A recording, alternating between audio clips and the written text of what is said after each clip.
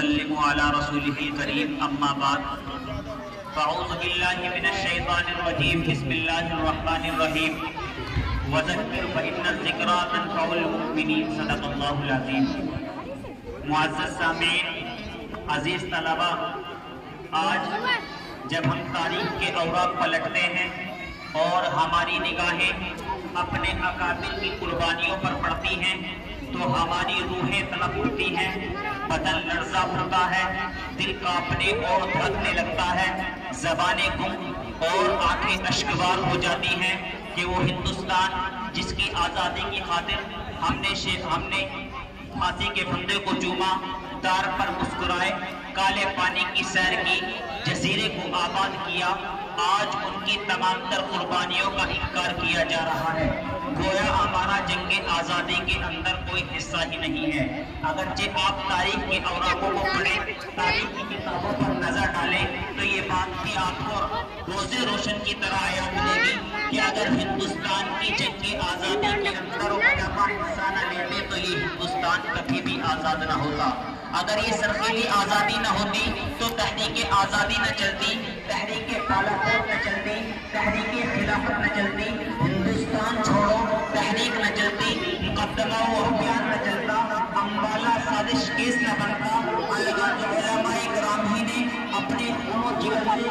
سے آزادی کو سینچا و پروانہ چڑھایا ہے۔ چنانچہ 1857 کی جنگ آزادی کے اندر دو محاذ بنائے گئے، ایک محاذ امبالہ پر جس کی قیادت حضرت مولانا جعفر تھانیسری کے پاس تھی، اور دوسرا محاذ شاملی پر جس کی قیادت حضرت حاجی امداد اللہ مہاجر مکی کے پاس تھی۔ اسی جنگ میں بڑے سے بڑے علماء و صلحاء شہید و زخمی ہوئے، اسی جنگ میں حضرت نانوتوی زخمی ہوئے، اسی جنگ میں حافظ ضامن شہید ہوئے۔ اس 1857 کی جنگ آزادی کے اندر 2 لاکھ مسلمان شہید ہوئے، جن میں 51,500 علماء کرام تھے، اور صرف دہلی میں 500 علماء کو پھانسی کے پھندوں پر لٹکا دیا گیا۔ بہرحال جب اس جنگ میں وسائل کی قلت اور اپنوں کی غداری کی وجہ سے افنگیوں کا غلبہ ہوا تو وائسرائے برطانیہ نے ہندوستانی مشیروں سے رائے طلب کی کہ اگر ہندوستان میں اپنی حکومت قائم کرنی ہے تو وہ کیسے قائم کی جا سکتی ہے۔ تو ہندوستان میں رہنے والے سب سے بڑے سیاستداں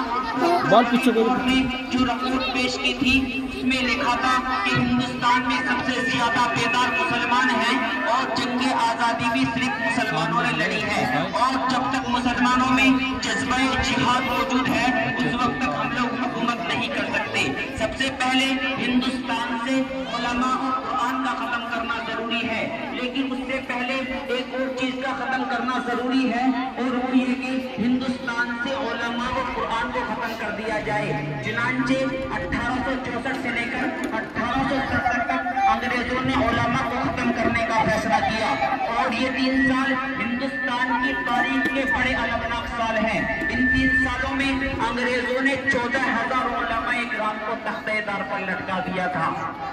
معزز سامعین، یہ تو تاریخ کے اوراق بھرے پڑے ہیں ان تمام علماء کی قربانیوں سے۔ اس عنوان پر تقریر کرنے کے لیے طویل وقت کی درکار ہے، لیکن یہ کہاوت بھی آپ نے سنی ہوگی کہ جس چیز کو پوری طرح حاصل نہیں کیا جا سکتا اس کو چھوڑا بھی نہیں جا سکتا۔ بہرحال اس وقت ہمارے اس مدرسہ انجمن مدرسہ مدینہ العلوم کے اندر یہ پروگرام جاری کرنا ہے، لہذا ہمارے بڑوں کا یہ اصول رہا ہے کہ وہ جب بھی کسی کام یا کسی مجلس کو شروع کرتے تھے تو وہ قرآن پاک کی آیت سے شروع کرتے تھے۔ تو آئیے اب بنا کسی تاخیر و تمہید کے اس حدیث کو مد نظر رکھتے ہیں، کل امر ذی بال لم یبدأ بحمد اللہ فہو ابقا، کہ ہر وہ محتم شان کام جو اللہ تبارک و تعالیٰ کی حمد سے شروع نہیں ہوتا وہ ناقص اور ادھورا رہتا ہے۔ تو آئیے اسی حدیث کو مد نظر رکھتے ہوئے ہم بھی اپنی اس پاک محفل کا آغاز پاک ہی کلام سے کرتے ہیں، جس کے لیے میں آواز دے رہا ہوں عزیزم محمد ثاقب سلمہ کو اس شعر کے ساتھ کہ انجام اسی کے ہاتھ میں ہے بس تو آغاز کر کے دیکھ، کہ انجام اسی کے ہاتھ میں ہے بس تو آغاز کر کے دیکھ، بھیگے ہوئے پروں سے صحیح بس تو پرواز کر کے دیکھ۔